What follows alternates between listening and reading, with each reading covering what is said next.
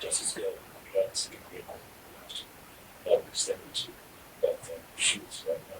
What are the expectations for you? Now the expectations are very high. She should continue to keep the ship of the legal profession and the judiciary very steady. At this point in time, nothing more drastic than what she meant.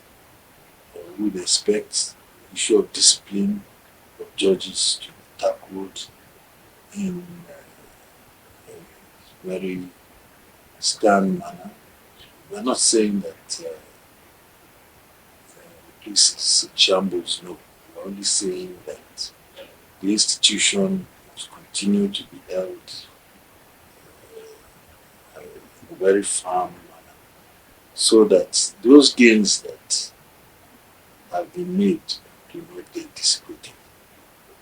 But in this profession, we do not emphasize whether the occupant of the office is male or female, because there is no gender in the legal profession. But realistically, of course, gender issues in this modern world now comes to play.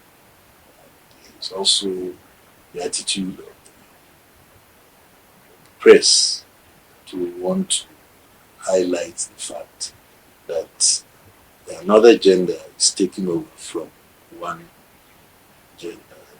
And, we tend to downplay that because she's eminently trained. Her gender is not a disability and is not an additional factor. What any man can do in the legal profession, a woman can do, because the training is the same. And she has occupied offices that both male and female have occupied. She's occupying the office of the Chief Justice of Nigeria, which a woman has already been Chief Justice of Nigeria. So it's not a new terrain. It wouldn't be an excuse for her, but we know that going by her track record, going by her formidable legal mind, going by how she discharged her roles as presiding justice, both in the Court of Appeal and the Supreme Court, that the administrative aspect of the Supreme Court will not be a challenge to her.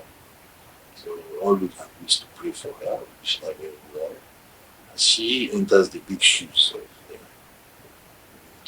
office of the Chief Justice of Nigeria, that the Almighty God will continue to be with her and her good health, and allow her, as she's taking over, to also engage her landlord safely in that time.